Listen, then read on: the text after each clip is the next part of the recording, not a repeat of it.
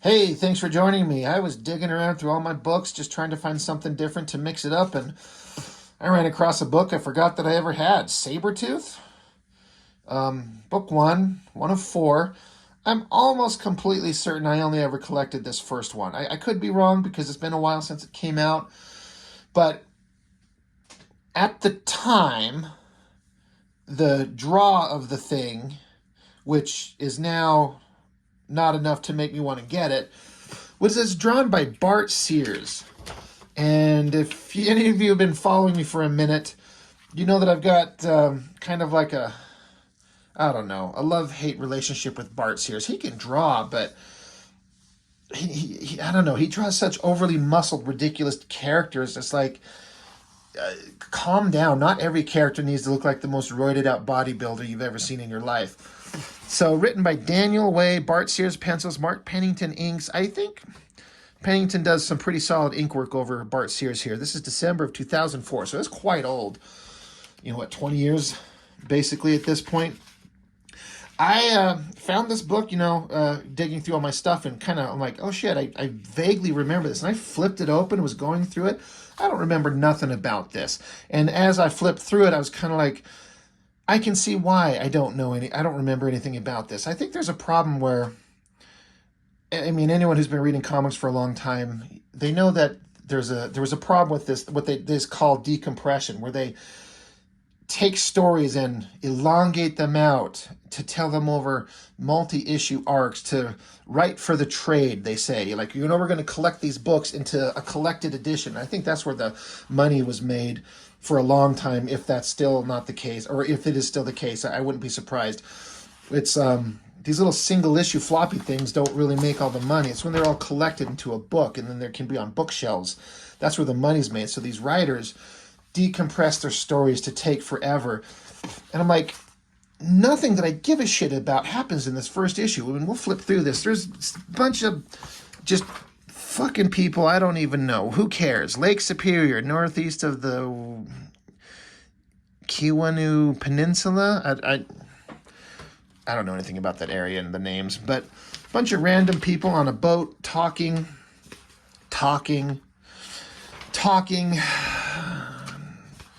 They're talking.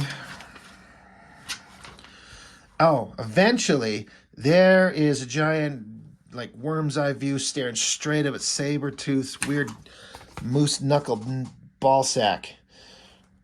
Look at the muscles on these legs. Good Lord Almighty, help me. This is ridiculous.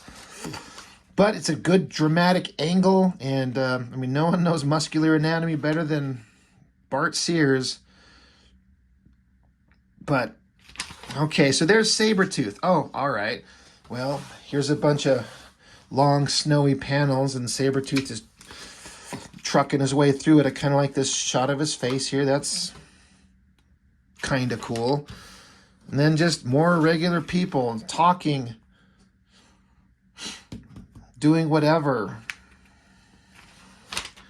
And then more people talking. And all these panels are these long, skinny, widescreen type. Now, I shouldn't be calling too much attention to that, because I find myself doing a lot of that in my own work, but then I'm forcing myself to change it up, because this must be a choice that was instructed, or there's some thought behind it, because look, everything is the same long, skinny panel. Every one of these pages, with the exception of that, is the same thing.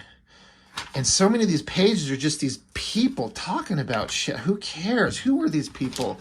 What is the hell of a costume is that? Marvel Deluxe Metal Tins. More long, skinny panels and a bunch of nobodies talking about something. Holy shit, if that doesn't put you in an era, I don't know what will. 20 years ago, Smallville. I was really into it when it started, and by God did it get boring after several seasons of the same shit. And then by the end, it kind of got interesting, and then just kind of ended. God, more people just talking and investigating. Who are these people? Who cares? Where is the star of this fucking book?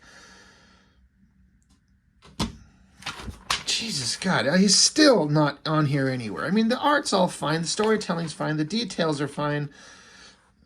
The costumes, the clothing, the everything. It's all there, but where is fucking Sabertooth, man? Where is he ripping people's guts out? Where is anything interesting happening? He's still not here. There's still people walking around.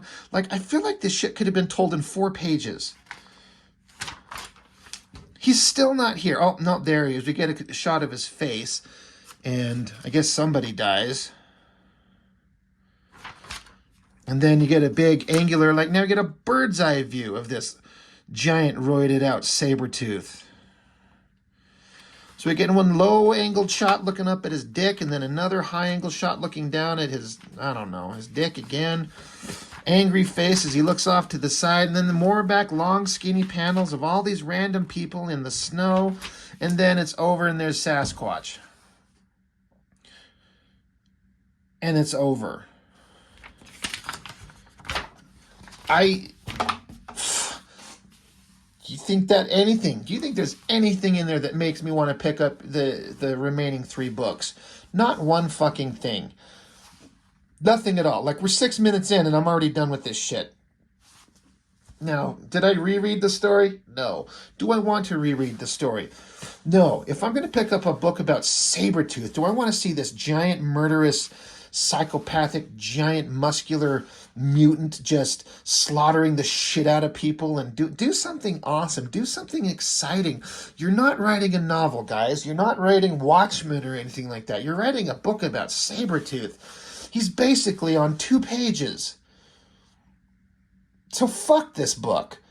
There is a Mark Teixeira, or Teixeira, whichever way you say his name, Tex. There's a Sabertooth miniseries I've got that was at least artistically 1,000 times better than this, because he's on there just killing the shit out of people. So this book sucks. And I found this, but I didn't find the other 3, so I'm guessing I never picked them up. I don't remember 20 years ago if I gave a shit, but man, fuck this book. And I'm sorry, I don't know who this cover artist is. Let's see if it says. Doesn't say on the credits there, and I don't see his signature on it. Like, it's kind of fine, but as a cover, it sucks. It's just not that interesting. I mean, I prefer a Bart Sears cover to that. So, I don't know. This thing sucked. Fuck this book, man. Fuck it. Anyway, that's it. I'm done. I got nothing more to say about it. 7-minute video. I either go an hour and a half or I go 7 minutes. I don't know. I got nothing else to say. It's boring as hell. So that's it. Thanks for joining me. See you next time.